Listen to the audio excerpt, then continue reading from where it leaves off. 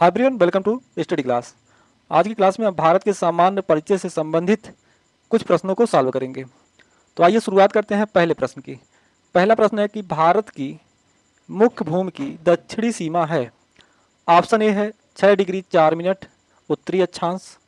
Option B है 8 degree 4 minute उत्तरी अक्षांश।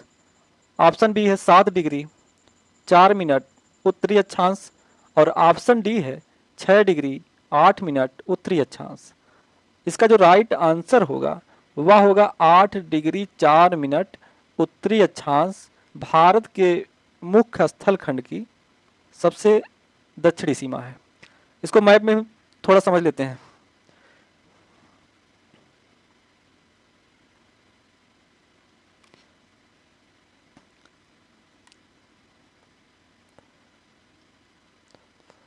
मैप के माध्यम से हम इसको थोड़ा समझते हैं।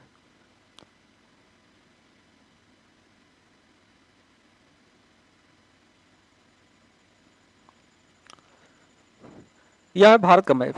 भारत के मैप में मेन लैंड या मुख्य स्थल खंड की जो सबसे दक्षिणी सीमा है कहाँ स्थित है? कन्याकुमारी में। कन्याकुमारी में भारत की सबसे दक्षिणतम बिंदु है और जिसे केप केमुरिन नाम से भी जाना जाता है। और भारत का सबसे उत्तरी बिंदु कहाँ स्थित है? कश्मीर में इंदिरा कॉल नाम से जाना जाता है। तो उत्तरतम बिंदु क्या है? इंदिरा कॉल। और दक्षिणतम बिंदु क्या है? कन्याकुमारी में स्थित है केप केमुरिन। और सबसे पश्चिमी बिंदु कौन सा है? जिसे कहा जाता है गौहर मोती। और सबसे पूर्वी बिंदु है किबुथ नाम से जाना जाता है। तो सबसे पूर्वी बिंदु कौन सा है? किबुथ है, जो कि कहाँ स्थित है? अरुणाचल प्रदेश में। और गौहर मोती देखा जाए कहाँ स्थित है? वह है गुजरात में। तो हमने देखा जो सबसे पूर्वी बिंदु है किबुथ कहाँ स्थित है? अरुणाचल प्रदेश में। जो सबसे पश्चिमी बिंदु है गौहर मोती वह स्थित है गुजरात में। सबसे उत्तरी बिंदु इंदिरा काल नाम से जाना जाता है। और मुख्य स्थल खंड का सबसे दक्षिणी बिंदु कौन सा है? कन्याकुमारी में स्थित है, केप कोमरिन नाम से भी जाना जाता है। और सबसे दक्षिणी बिंदु से एक रेखा गुजरती है, अक्षांश रेखा। अक्षांश रेखा क्या है? जो कि विश्व मैप पे देखा जाए पूरब से पश्चिम या पश्चिम से पूरब की तरफ जो रेखा खींची गई है उसे कहा जाता है अक्षांश रेखा। तो भारत के मुख्य स्थल खंड से के दक्षिणी बिंदु से एक रेखा अक्षांश रेखा गुजरती है। वह अक्षांश रेखा किस नाम से जानी जाती है? 8 डिग्री 4 मिनट उत्तरी अक्षांश रेखा। और भारत के सबसे उत्तरी बिंदु से इंदिरा कॉल से एक रेखा गुजरती है।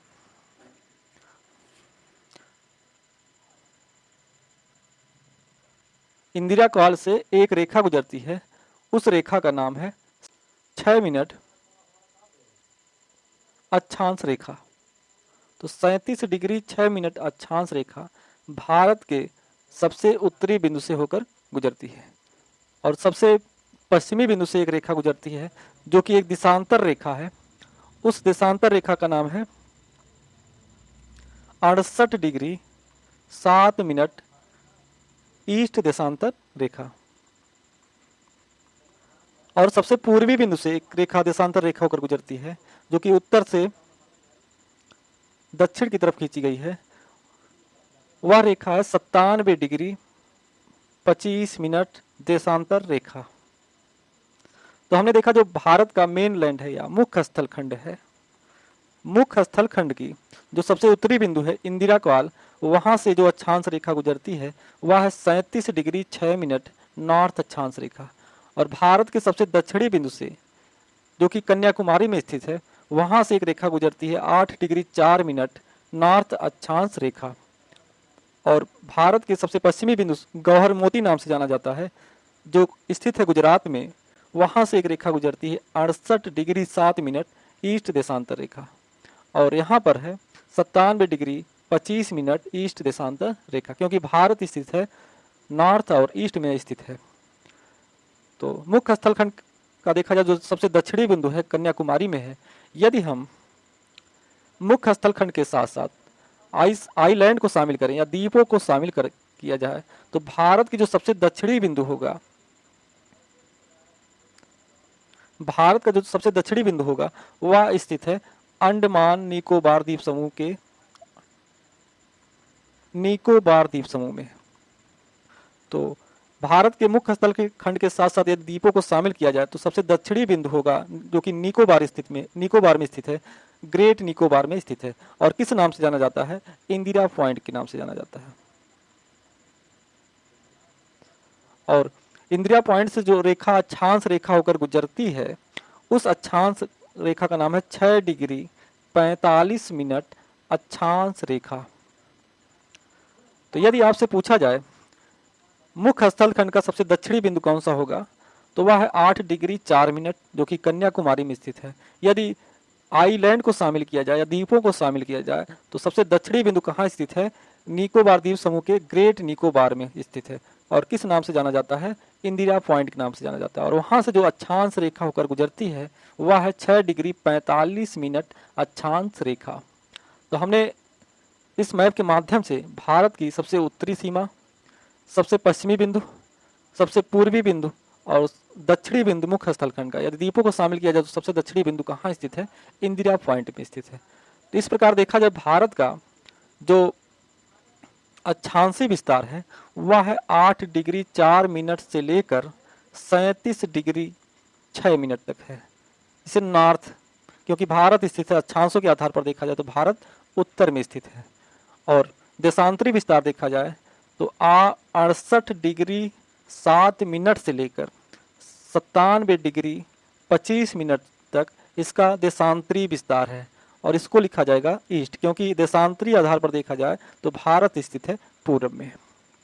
इस प्रकार हमने मैप के माध्यम से भारत की सबसे उत्तरी सीमा, सबसे दक्षिणी बिंदु, सबसे पूर्वी बिंदु और सबसे पश्चिमी बिंदु के बारे में अध्ययन किया। तो अगले क्वेश्चन की तरफ बढ़ते हैं।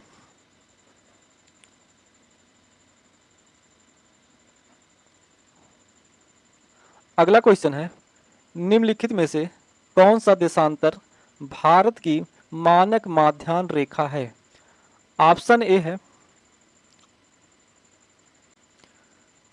52 degree 30 minute east, option B है 82 डिग्री 50 मिनट ईस्ट और ऑप्शन सी है 72 डिग्री 30 मिनट ईस्ट और ऑप्शन डी है 82 डिग्री 30 मिनट ईस्ट। तो इसका जो राइट आंसर है ऑप्शन डी इसका राइट आंसर है। तो भारत की जो माध्याह्न मानक रेखा है वह है 82 डिग्री 30 मिनट ईस्ट है। अब हम इसको मैप के माध्यम से देखते हैं यह रेखा कितने राज्यों से होकर गुजरती है, जिसे माध्याह्न रेखा मानक, जिसका द्वारा भारत का मानक समय निर्धारित किया जाता है, वह रेखा है 82 डिग्री 30 मिनट देशांतर रेखा है। तो मैप के माध्यम से समझते हैं यह रेखा किन राज्यों से होकर, कितने राज्यों से होकर गुजरती है।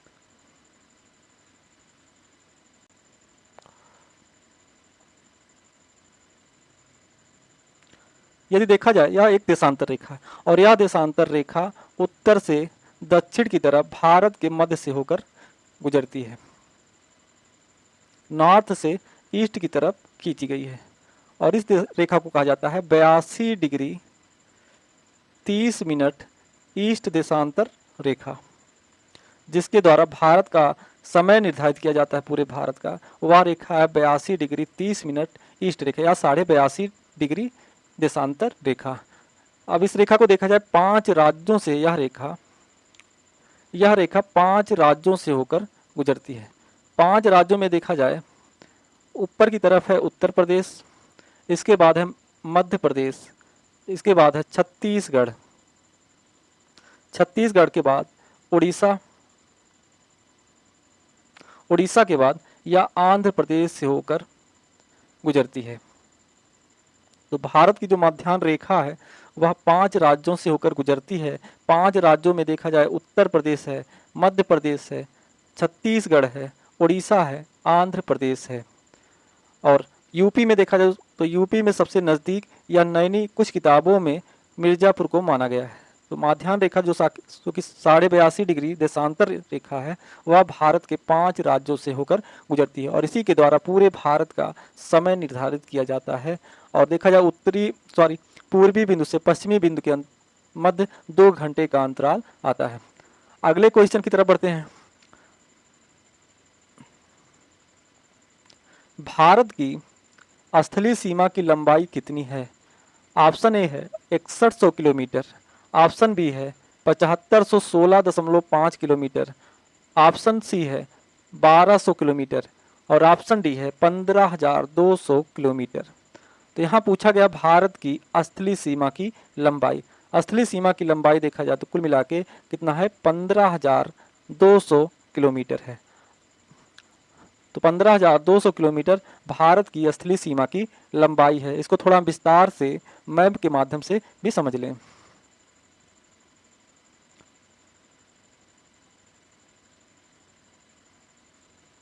यदि देखा जाए भारत की जो स्थलीय सीमा की लंबाई कितना है, 15200 किलोमीटर है और भारत की स्थलीय सीमा 7 देशों के साथ संपर्क करती है या टच करती है। तो भारत की स्थलीय सीमा 7 देशों के साथ साझा होती है।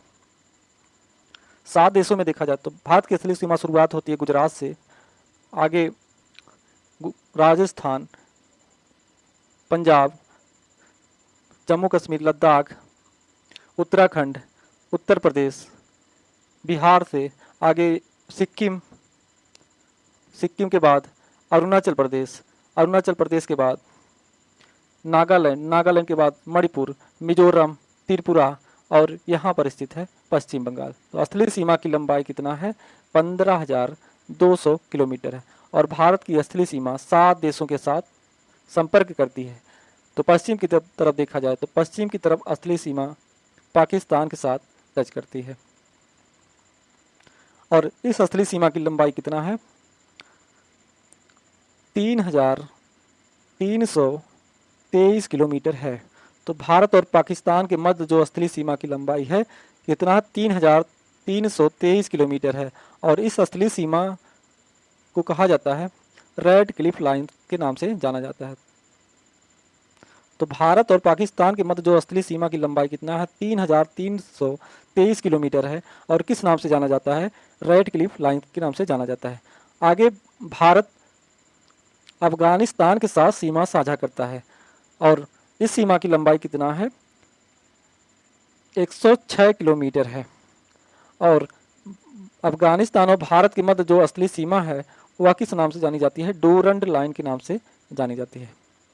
आगे भारत चाइना के साथ या चीन के साथ सीमा साझा करता है और चाइना के साथ जो स्थलीय सीमा की लंबाई कितना है, वह है 3488 किलोमीटर है और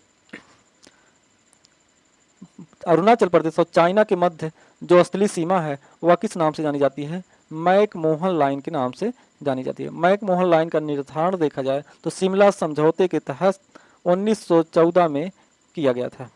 तो चाइना और अरुणाचल प्रदेश के मध्य जो स्थलीय सीमा है वह किस नाम से जानी जाती है, मैकमोहन लाइन के नाम से जानी जाती है। और यह मैकमोहन लाइन का विस्तार देखा जाए तो मैकमोहन लाइन का विस्तार भूटान से दीपू दर्रा तक है, दीपू दर्रा तक फैला हुआ है। तो दीपू दर्रा को कहा जाता है ट्राइंगल ऑफ चाइना, म्यांमार और इंडिया। आगे भारत म्यांमार के साथ सीमा साझा करता है और म्यांमार और भारत के मध्य जो स्थलीय सीमा की लंबाई है वह है 1643 किलोमीटर है और इनके मध्य एक पर्वत है, वह किस नाम से जाना जाता है, अराकान योमा नाम से।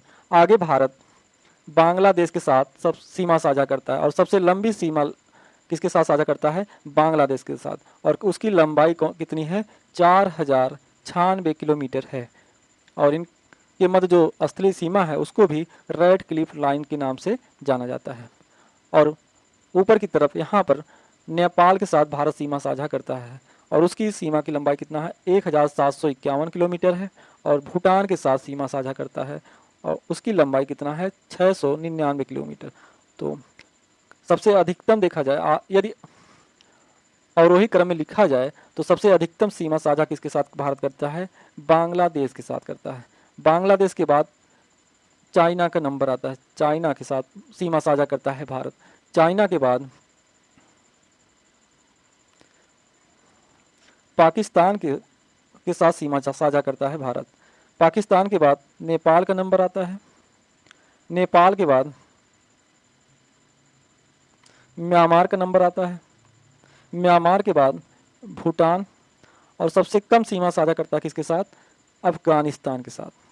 तो ऊपर से देखा जाए सबसे अधिकतम साझा किसके साथ करता है सीमा का? वह है बांग्लादेश, सबसे कम अफगानिस्तान। यदि इसको क्रम से याद करना हो तो हम याद कर सकते हैं, बचपन में भूत आया। तो यहाँ बा का अर्थ हुआ बांग्लादेश, चा का मतलब चीन, पा का अर्थ हुआ पाकिस्तान, ना का मतलब नेपाल, मा का मतलब म्यांमार, भूत का मतलब भूटान, आया का मतलब अफगानिस्तान। तो इस क्रम से हम इसको याद रख सकते हैं। तो हमने स्थलीय सीमा के बारे में पढ़ा। एक क्वेश्चन के माध्यम से हमने कई क्वेश्चन को सॉल्व करने का प्रयास किया। तो स्थलीय सीमा की इसका जो राइट आंसर था 15,200 किलोमीटर है भारत की स्थलीय सीमा की लंबाई।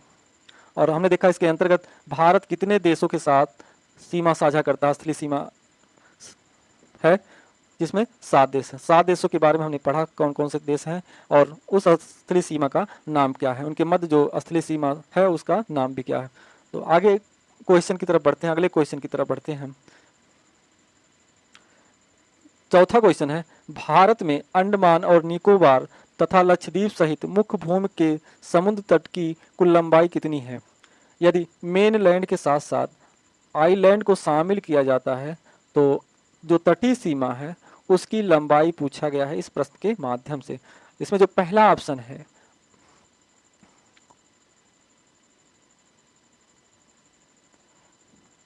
पहला ऑप्शन है 8,123 किलोमीटर।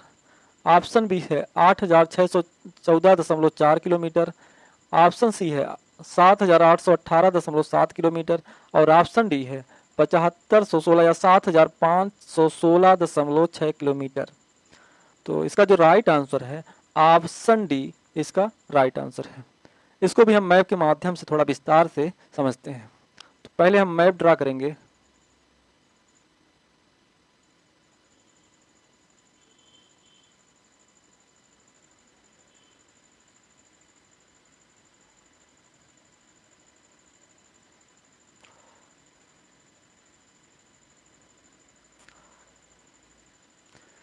हमने ऊपर की तरफ देखा जो भारत की स्थलीय सीमा है, स्थलीय सीमा जो कि गुजरात से प्रारंभ होती है पश्चिम में, आगे पंजाब, कश्मीर, लद्दाख, उत्तर प्रदेश, उत्तराखंड आदि देशों से होकर गुजरती है।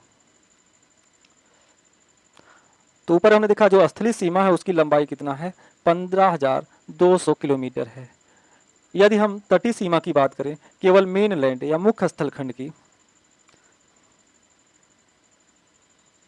मुख्य स्थल के खंड की तटीय सीमा की बात किया जाए तो इसकी लंबाई है 6100 किलोमीटर है। तो इसकी जो कि गुजरात, महाराष्ट्र, तमिलनाडु, सॉरी गोवा, कर्नाटक, केरल, तमिलनाडु, आंध्र प्रदेश, उड़ीसा और पश्चिम बंगाल तक फैला हुआ है जो तटीय सीमा। तो ऊपर की तरफ है यहाँ पर गुजरात, इसके बाद महाराष्ट्र, महाराष्ट्र के बाद यहाँ पर स्थित है गोवा और यहाँ पर है कर्नाटक और नीचे है केरल। तो पश्चिम की तरफ देखा जाए तटीय सीमा कितने राज्यों में फैला हुआ है? गुजरात, महाराष्ट्र, गोवा, कर्नाटक और केरल। पूरब की तरफ देखा जाए तो यहाँ पर स्थित है तमिलनाडु और यहाँ पर है आंध्र प्रदेश,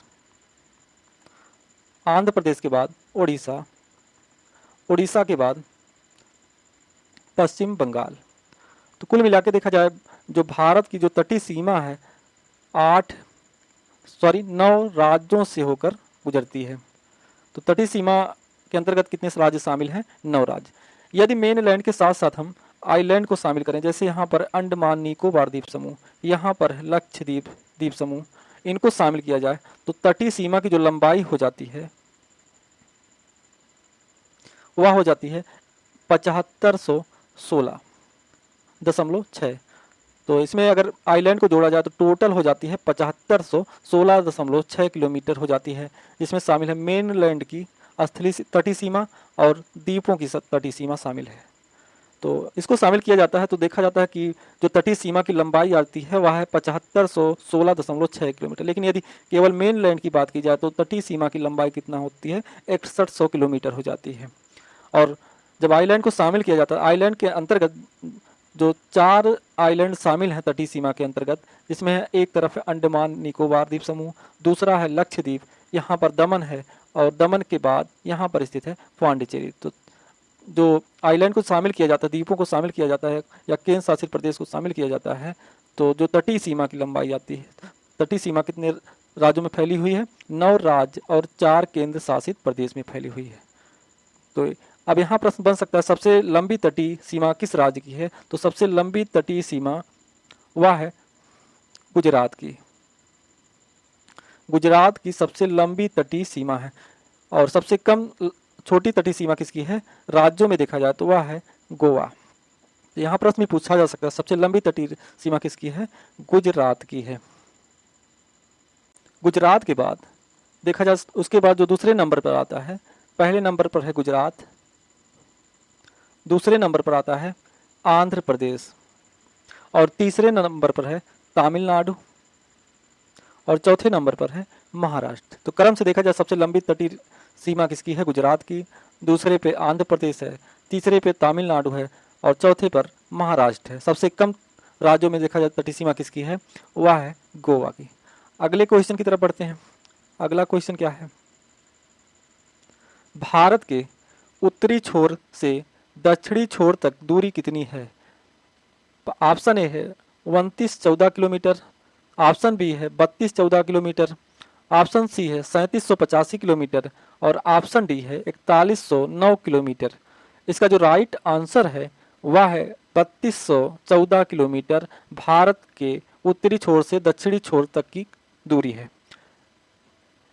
ऊपर हमने देखा जो भारत का जो उत्तरी छोर है किस नाम से जाना जाता है, इंदिरा कॉल नाम से जाना जाता है। तो भारत का जो उत्तरी छोर है इंदिरा कॉल है, और भारत का जो दक्षिणी छोर है कहाँ स्थित है, कन्याकुमारी में है। तो भारत का उत्तरी छोर इंदिरा कॉल नाम से जाना जाता है, भारत का दक्षिणी छोर कन्याकुमारी में है मुख्य स्थल खंड का, और भारत का जो पश्चिमी बिंदु है गुजरात में है, किस नाम से जाना जाता है, गौहर मोती। और जो भारत का जो पूर्वी बिंदु है किबुत कहाँ स्थित है, अरुणाचल प्रदेश में। यदि उत्तरी छोर से दक्षिणी छोर की लंबाई देखा जाए तो लंबाई कितना है, 3214 किलोमीटर है। तो इंदिरा काल से कन्याकुमारी तक जो लंबाई है इसकी कितना है, 3214 किलोमीटर है। यदि गौहर मोती से किबुत जो पश्चिमी सीमा है पूर्वी सीमा तक देखा जाए इसकी लंबाई कितना आती है, 2933 किलोमीटर है। तो पूरब से पश्चिम या पश्चिम से पूरब की तरफ जो भारत की दूरी है वह है 2933 किलोमीटर है, और उत्तर से दक्षिण की तरफ जो दूरी है वह है 3214 किलोमीटर है। अगले क्वेश्चन की तरफ बढ़ते हैं। निम्न में से भारत का कौन सा राज्य सर्वाधिक लंबी तट रेखा वाला राज्य है। ऊपर हमने देखा सर्वाधिक लंबी तट रेखा वाला जो राज्य है वह है गुजरात। इसका जो राइट आंसर है, आंसर इसका ऑप्शन बी है। इसके बाद नंबर किसका आता है, आंध्र प्रदेश का नंबर आता है। आंध्र प्रदेश के बाद नंबर आता है तीसरे पे तमिलनाडु का। तमिलनाडु के बाद किसका नंबर आता है, महाराष्ट्र का। तो ऊपर हमने इसको विस्तार से अध्ययन किया। अगले क्वेश्चन की तरफ बढ़ते हैं। कर्क रेखा, कर्क रेखा भारत के निम्नलिखित में से किस राज्य से नहीं गुजरती। ऑप्शन ए है राजस्थान, ऑप्शन बी है उड़ीसा, ऑप्शन सी है झारखंड, ऑप्शन डी है मिजोरम। तो इसका जो राइट आंसर है वह है उड़ीसा से कर्क रेखा नहीं होकर गुजरती। तो कितने राज्यों से होकर गुजरती है कर्क रेखा, तो भारत के 8 राज्यों से कर्क रेखा होकर गुजरती है। अब 8 राज्यों में देखा जाए मैप के माध्यम से हम देखते हैं वह 8 राज्य कौन कौन से हैं, में समझ लें। कर्क रेखा देखा जाए यदि विश्व के मानचित्र पे कर्क रेखा विश्व के मानचित्र पर देखा जाए ईस्ट से वेस्ट की तरफ या पूरब से पश्चिम की तरफ या पश्चिम से पूरब की तरफ एक रेखा खींची गई है बीचों बीच, उसे किस नाम से जाना जाता है? 0 डिग्री अक्षांश रेखा के नाम से जाना जाता है।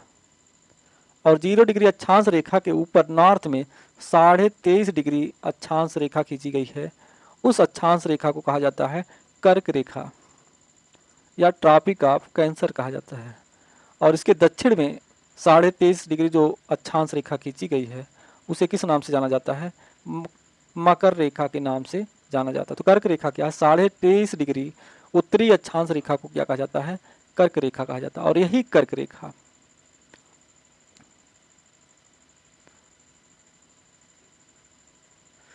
कर्क रेखा भारत के बीचों बीच होकर गुजरती है, पश्चिम से पूरब या पूरब से पश्चिम की तरफ।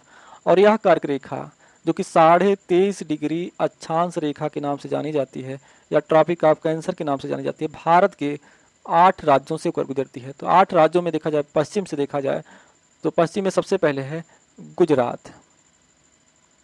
गुजरात के बाद यह रेखा राजस्थान से होकर गुजरती है। राजस्थान के बाद यह रेखा मध्य प्रदेश से होकर गुजरती है। मध्य प्रदेश के बाद यह रेखा छत्तीसगढ़ से होकर जाती है। छत्तीसगढ़ के बाद यह रेखा झारखंड से होकर जाती है। झारखंड के बाद यह पश्चिम बंगाल से होकर गुजरती है। और पूर्वोत्तर में 2 राज्य हैं, एक है पहला त्रिपुरा और दूसरा है मिजोरम। तो कुल मिला के देखा जाए यह रेखा भारत के 8 राज्यों से होकर गुजरती है। पश्चिम से देखा जाए तो गुजरात है, राजस्थान है, मध्य प्रदेश है, छत्तीसगढ़, झारखंड, पश्चिम बंगाल, त्रिपुरा और मिजोरम से। तो 8 राज्यों से यह रेखा भारत के गुजरती है। तो उड़ीसा इसमें नहीं शामिल है। तो इसका जो राइट आंसर था किस राज्य से नहीं होकर गुजरती, तो वह राज्य है उड़ीसा। अगले क्वेश्चन की तरफ बढ़ते हैं भैया। निम्नलिखित में से अलग करता है कौन सा जलाशय अंडमान और निकोबार द्वीप समूह को अलग करता है? ऑप्शन ए है मन्नार की खाड़ी, ऑप्शन बी है 11 डिग्री चैनल, ऑप्शन सी है 10 डिग्री चैनल, ऑप्शन डी है पाक जल डमरू मध्य। तो इसका जो राइट आंसर है अंडमान और निकोबार द्वीप समूह को अलग करने वाला जो चैनल है या जो रेखा है, इसे अक्षांश रेखा कहा जाता है, वह है 10 डिग्री चैनल रेखा। इसको थोड़ा मैप के माध्यम से भी हम समझ लेते हैं।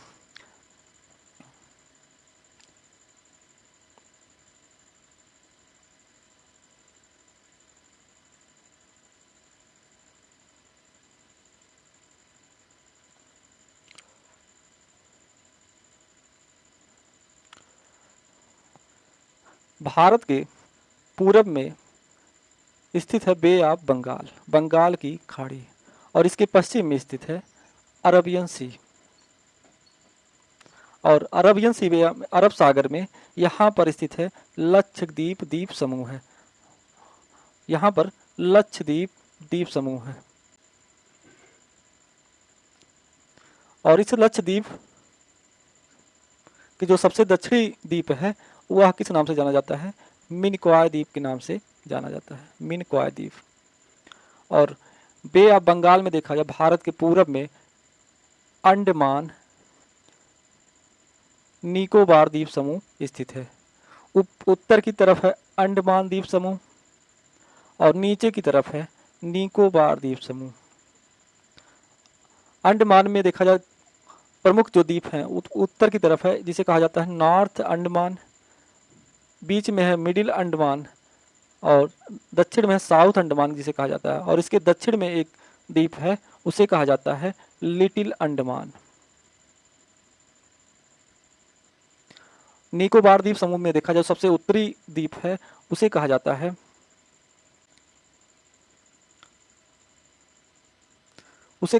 कार निकोबार। और सबसे दक्षिणी जो द्वीप है उसे कहा जाता है ग्रेट निकोबार। तो जो अंडमान और निकोबार द्वीप समूह है, उत्तर की तरफ अंडमान द्वीप समूह है और नीचे की तरफ निकोबार उसके कुछ द्वीप हैं। तो अंडमान और निकोबार द्वीप समूह को अलग करने वाला जो चैनल है वह है 10 डिग्री चैनल, 10 डिग्री चैनल क्या करता है, अंडमान के द्वीप समूह को और निकोबार द्वीप समूह को अलग करता है। तो अंडमान में देखा जाए मुख्यतः या लिटिल अंडमान इसके उत्तर में है 10 डिग्री के, और इसके दक्षिण में है कार निकोबार द्वीप समूह है। और लिटिल अंडमान और अंडमान को या साउथ अंडमान के मध्य एक दक्कन चैनल भी है। और लक्षद्वीप की तरफ आते हैं तो लक्षद्वीप द्वीप समूह का जो दक्षिणी द्वीप है वह है मिनिकॉय द्वीप, और इनके मध्य एक चैनल रेखा है, वह किस नाम से जानी जाती है, 9 डिग्री चैनल रेखा के नाम से जानी जाती है। और मिनिकॉय द्वीप के दक्षिण में स्थित है मालदीव राष्ट्र स्थित है।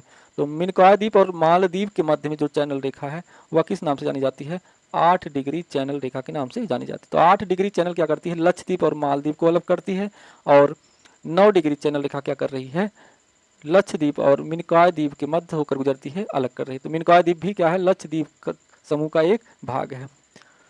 तो हमने इस मैप के माध्यम से 10 डिग्री चैनल के बारे में समझा, 9 डिग्री चैनल के बारे में समझा और 8 डिग्री चैनल के बारे में समझा। 10 डिग्री चैनल देखा गया कि अंडमान निकोबार द्वीप समूह को अलग करता है। 9 डिग्री चैनल लक्षद्वीप और उसका जो दक्षिणी द्वीप है जिसे मिनिकॉय द्वीप के नाम से जाना जाता है उसको अलग करता है।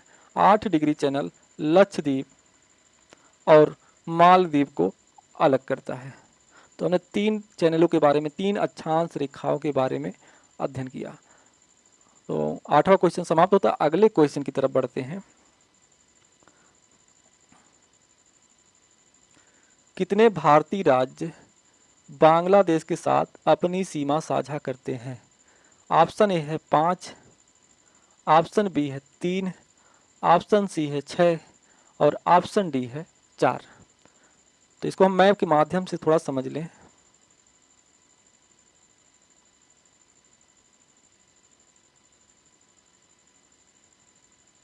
यह है भारत का मैप, और बांग्लादेश भारत के साथ अंतरराष्ट्रीय सीमा साझा करता है।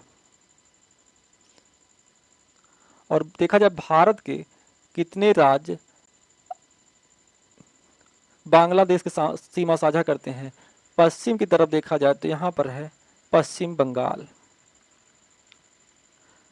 उत्तर की तरफ देखा जाए पश्चिम बंगाल के बाद असम है जो कि बांग्लादेश के साथ सीमा साझा करता है, यहाँ पर स्थित है। मेघालय भी बांग्लादेश के साथ सीमा साझा करता है। मेघालय के बाद यहाँ पर स्थित है मिजोरम, मिजोरम भी बांग्लादेश के साथ सीमा साझा करता है।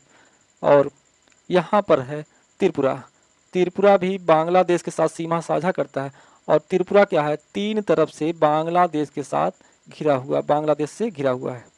तो कुल मिला के देखा जाए पश्चिम बंगाल 1, असम 2, मेघालय 3, मिजोरम 4 और त्रिपुरा 5, 5 राज्य बांग्लादेश के साथ सीमा साझा करते हैं। तो इसका जो राइट आंसर होगा, 5 राज्यों के साथ बांग्लादेश की सीमा संपर्क करती है। 5 राज्यों में हमने देखा पश्चिम बंगाल, पश्चिम बंगाल के बाद मेघालय, मेघालय के बाद असम, असम के बाद त्रिपुरा जो कि 3 तरफ से बांग्लादेश से घिरा हुआ है, त्रिपुरा के बाद मिजोरम। तो 5 राज्य बांग्लादेश के साथ सीमा साझा करते हैं। अगले क्वेश्चन की तरफ बढ़ते हैं। अगला क्वेश्चन है रेड क्लिफ लाइन या रेड क्लिफ रेखा भारत को किस देश से अलग करती है? यहाँ पर नेपाल है, दूसरा है ऑप्शन भूटान, तीसरा पाकिस्तान और चौथा चीन। तो इसका जो राइट आंसर है पाकिस्तान के साथ रेड क्लिफ लाइन रेखा है भारत और पाकिस्तान के मध्य। तो रेड क्लिफ लाइन रेखा किसके मध्य है? पाकिस्तान और भारत के, ऊपर हमने देखा था। अगला क्वेश्चन है कौन सा देश भारत के साथ सर्वाधिक लंबी अंतरराष्ट्रीय सीमा बनाता है? तो ऊपर हमने विस्तार से पढ़ा था। तो बांग्लादेश क्या है, सर्वाधिक लंबी सीमा रेखा बनाता है भारत के साथ अंतरराष्ट्रीय सीमा। बांग्लादेश के बाद किसका नंबर आता है? चाइना, चाइना के बाद किसका नंबर आता है? पाकिस्तान, पाकिस्तान के बाद नेपाल सब भारत के साथ सबसे अधिकतम सीमा साझा करता है। नेपाल के बाद म्यांमार है, म्यांमार के बाद भूटान का नंबर आता है, भूटान के बाद अफगानिस्तान। तो सबसे कम अंतर्राष्ट्रीय जो सीमा की लंबाई है वह है भारत और अफगानिस्तान के मध्य। तो अगले क्वेश्चन की तरफ बढ़ते हैं। किस भारतीय राज्य की सीमा सर्वाधिक राज्यों की सीमा को स्पर्श करती है? पहला ऑप्शन है मध्य प्रदेश, दूसरा ऑप्शन है असम, तीसरा ऑप्शन है उत्तर प्रदेश और चौथा ऑप्शन है आंध्र प्रदेश। तो इसका जो राइट आंसर है, पूछा गया किस भारतीय राज्य की सीमा सबसे अधिकतम सर्वाधिक राज्यों के साथ संपर्क करती है, उसका जो राइट आंसर है उत्तर प्रदेश। उत्तर प्रदेश की सीमा 8 राज्य एक केंद्र शासित प्रदेश के साथ साझा करती है। अगले क्वेश्चन की तरफ बढ़ते हैं। यहां पूछा गया है निम्नलिखित में से कौन सा कथन असत्य है? ऑप्शन ए है भारत के स्थल सीमा की लंबाई कितना है? 15,200 किलोमीटर है। भारत के मुख्य स्थल खंड के समुद्री सीमा की लंबाई कितना है? 6100 किलोमीटर है। भारत का देशांतरी विस्तार 68 डिग्री 7 मिनट से लेकर पूर्वी देशांतर से 97 डिग्री 25 मिनट पूर्वी देशांतर तक है। और ऑप्शन डी है भारत के मुख्य स्थल खंड का अक्षांशीय विस्तार 6 डिग्री उत्तरी अक्षांश से 37 डिग्री 6 मिनट उत्तरी अक्षांश तक है। तो इसका जो पूछा गया कौन सा असत्य है, तो इसका जो राइट आंसर है, यहाँ पूछा गया मुख्य स्थल खंड का, जबकि इसका अक्षांशीय विस्तार दिया गया है। जो यदि आइलैंड को शामिल किया जाता तब इसका अक्षांशीय विस्तार हो जाता है 6 डिग्री 4 मिनट से लेकर 37 डिग्री, लेकिन यहाँ पूछा गया है मुख्य स्थल खंड का। तो इसका जो ऑप्शन होगा गलत हुआ, ऑप्शन डी गलत है। इसको मैप के माध्यम से थोड़ा हम समझ लेते हैं। ऊपर हमने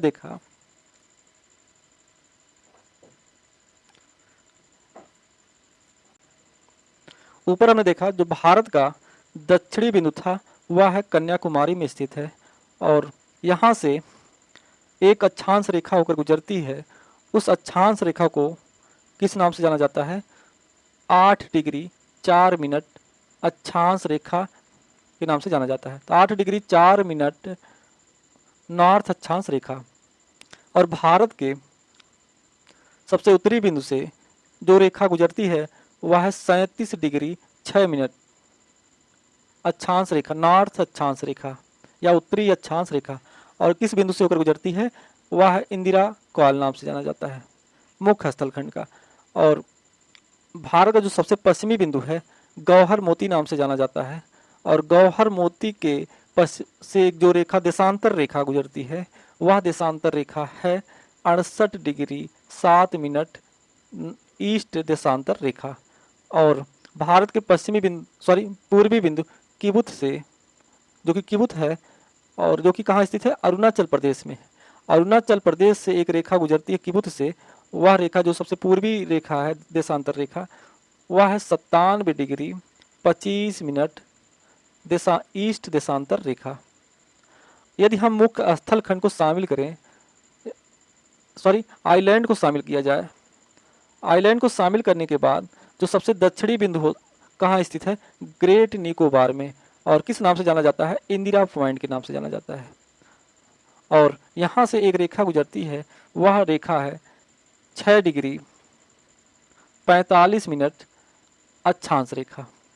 तो भारत का जो देशांतरी विस्तार देखा जाए, देशांतरी विस्तार 68 डिग्री 7 मिनट ईस्ट से लेकर 97 डिग्री 25 मिनट ईस्ट तक इसका देशांतरी विस्तार है।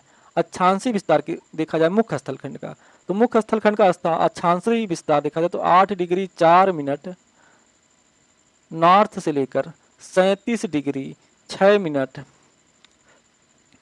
नॉर्थ तक फैला हुआ है मुख्य स्थल खंड का। यदि मुख्य स्थल खंड के साथ साथ आइलैंड को शामिल किया जाता है, द्वीपों को शामिल किया जाता है, तो इसका अक्षांशीय विस्तार हो जाएगा 6 डिग्री 45 मिनट से लेकर 37 डिग्री 6 मिनट नॉर्थ तक हो जाता है। लेकिन यहाँ प्रश्न में पूछा गया था मुख्य स्थल खंड का, तो मुख्य स्थल खंड का जो अक्षांशीय विस्तार होगा 8 डिग्री 4 मिनट से लेकर 37 डिग्री 6 मिनट नॉर्थ तक। यदि आइलैंड को शामिल किया गया होता, पूरे भारत का अक्षांशीय विस्तार देखा जाता, तो 6 डिग्री 45 मिनट से लेकर 37 डिग्री 6 मिनट तक हो जाता है।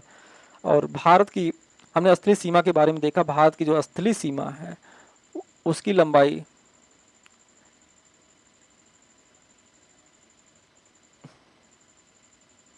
कितना है? 15,200 किलोमीटर है।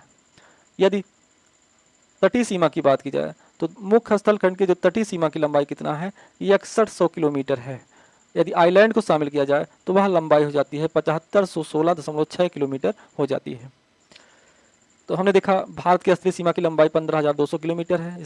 सही ऑप्शन है। ऑप्शन बी भी सही है, ऑप्शन सी भी सही है और ऑप्शन डी गलत है। अगले क्वेश्चन की तरफ बढ़ते हैं। अगले क्वेश्चन की तरफ हम बढ़ते हैं। भारत किस गोलार्ध में स्थित है? ऑप्शन ए है उत्तरी और पूर्वी गोलार्ध, ऑप्शन बी है दक्षिणी और पूर्वी गोलार्ध, ऑप्शन सी है उत्तरी और पश्चिमी गोलार्ध और ऑप्शन डी है उत्तरी और दक्षिणी गोलार्ध। इसका जो राइट आंसर है, भारत उत्तरी और पूर्वी गोलार्ध में स्थित है। इसको थोड़ा विश्व के मानचित्र पर हम समझ लें। विश्व के मानचित्र पर देखा जाए, पश्चिम से पूरब की तरफ बीचों बीच एक रेखा खींची गई है और उस रेखा को कहा जाता है इक्वेटर लाइन कहा जाता है। इस रेखा को इक्वेटर लाइन कहा जाता है, जिसे 0 डिग्री अक्षांश रेखा के नाम से जाना जाता है। इसे विषुवत रेखा के नाम से जाना जाता है। तो अक्षांश रेखा 0 डिग्री अक्षांश रेखा के आधार पर देखा जाए, यह 0 डिग्री अक्षांश रेखा भारत विश्व को उत्तरी गोलार्ध और दक्षिणी गोलार्ध में डिवाइड कर रही है। यदि 0 डिग्री अक्षांश रेखा के अनुसार देखा जाए तो भारत की स्थिति कहाँ है?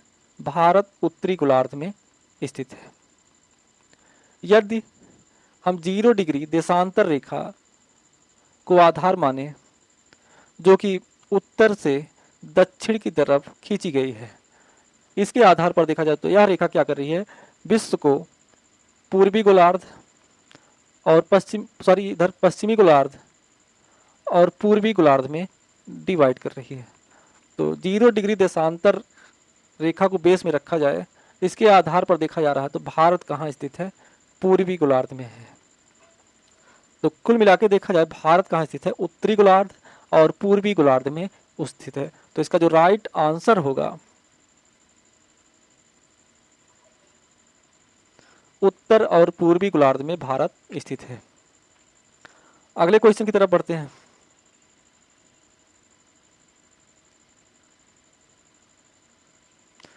पोर्ट ब्लेयर स्थित है मध्य अंडमान में, उत्तरी अंडमान में, दक्षिणी अंडमान में और छोटा अंडमान में। तो हमने देखा पश्चिम बंगाल में कुछ द्वीप समूह स्थित हैं। ऊपर की तरफ है अंडमान और दक्षिण की तरफ है निकोबार द्वीप समूह स्थित है। अंडमान में मुख्य द्वीपों की बात की जाए, ऊपर है उत्तरी अंडमान, इसके बाद है मध्य अंडमान, इसके बाद है दक्षिणी अंडमान और यहाँ पर स्थित है सबसे दक्षिण में लिटिल अंडमान। और निकोबार द्वीप समूह में देखा जाए तो उत्तर में है कार निकोबार, दक्षिण में है ग्रेट निकोबार। इसी दक्षिणी अंडमान में अंडमान निकोबार द्वीप समूह की राजधानी पोर्ट ब्लेयर स्थित है। तो पोर्ट ब्लेयर कहाँ स्थित है? दक्षिणी अंडमान में स्थित है। अगले क्वेश्चन की तरफ बढ़ते हैं। निम्नलिखित में से कौन सा भारतीय राज्य बांग्लादेश के साथ अपनी सीमा साझा नहीं करता? तो ऊपर हमने मैप के माध्यम से समझा है और इसमें जो पहला ऑप्शन है मेघालय, दूसरा ऑप्शन है त्रिपुरा, तीसरा ऑप्शन है असम और चौथा ऑप्शन है डी ऑप्शन है मणिपुर। इसका जो राइट आंसर है मणिपुर। इस मणिपुर बांग्लादेश के साथ सीमा साझा नहीं करता। तो बांग्लादेश के साथ सीमा साझा करने वाले राज्यों में देखा जाए तो मेघालय है, त्रिपुरा है, असम है, असम के बाद पश्चिम बंगाल के बाद मिजोरम शामिल। तो 5 राज्य बांग्लादेश के साथ सीमा साझा करते हैं। अगले क्वेश्चन की तरफ बढ़ते हैं। भारत के किस राज्य की सीमा नेपाल, भूटान और चीन तीनों देशों से मिलती है? ऑप्शन ए है अरुणाचल प्रदेश, ऑप्शन यहाँ पर बी होना चाहिए पश्चिम बंगाल, ऑप्शन बी है मेघालय और ऑप्शन डी है सिक्किम। तो यहाँ पूछा गया किस राज्य की सीमा नेपाल, भूटान और चीन के साथ साझा करती है? तो इसको हम मैप के माध्यम से देखते हैं। यहाँ पर स्थित है सिक्किम को देखा जाए तो सिक्किम क्या करता है, यहाँ पर स्थित है सिक्किम, और सिक्किम के पश्चिम में स्थित है नेपाल। उत्तर में देखा जाए चाइना सीमा साझा करता है, और पूरब में देखा जाए तो भूटान भी सिक्किम के साथ सीमा साझा कर, बंगाल के साथ सीमा साझा करने वालों में नेपाल है, भूटान है और बांग्लादेश है। तो इसका जो राइट आंसर था, सिक्किम क्या करता है, नेपाल, चाइना। तो इसका जो राइट आंसर है वह है सिक्किम। सिक्किम क्या करता है, नेपाल, भूटान और चीन के साथ सीमा साझा करता है। भारत का पूर्वतम स्थान निम्नलिखित में से किस राज्य में अवस्थित है? ऑप्शन ए है अरुणाचल प्रदेश, ऑप्शन बी है मेघालय, ऑप्शन सी है नागालैंड और ऑप्शन डी है सिक्किम। तो इसका जो राइट आंसर होगा अरुणाचल प्रदेश में है, और किस नाम से जाना जाता है, किबुथ नाम से जाना जाता है। तो ऊपर की हमने विस्तार से इसको समझा था। अगले क्वेश्चन की तरफ बढ़ते हैं। भारतीय भूमि का सर्वाधिक उत्तरी भाग है Indira point, Parson point, Pygmalion point और इंदिरा काल। तो इसका जो राइट आंसर है इंदिरा काल सबसे उत्तरी बिंदु है। पिग्मेलियन पॉइंट जिसे इंदिरा पॉइंट के नाम से भी जाना जाता है, भारत के सबसे दक्षिणी बिंदु जिसे इंदिरा पॉइंट के नाम से जाना जाता है, कहाँ स्थित है, ग्रेट निकोबार में स्थित है। और अंतिम क्वेश्चन की तरफ बढ़ते हैं। सबसे छोटी स्थलीय सीमा भारत की किस देश के साथ है? ऑप्शन ए है अफगानिस्तान, ऑप्शन बी है नेपाल, ऑप्शन सी है म्यांमार और ऑप्शन डी है भूटान। तो इसका जो राइट आंसर है, अफगानिस्तान के साथ भारत सबसे कम सीमा साझा करता है, सबसे छोटी सीमा साझा करता है भारत और अफगानिस्तान के साथ, भारत और अफगानिस्तान के मध्य, और किस नाम से जानी जाती है, डूरंड लाइन के नाम से जानी जाती है। तो आज की क्लास में हमने कुछ महत्वपूर्ण प्रश्नों को सॉल्व करने का प्रयास किया, भारत के सामान्य परिचय से संबंधित, और उसको विस्तार से समझा। तो आज की क्लास बस यहीं समाप्त करते हैं। धन्यवाद।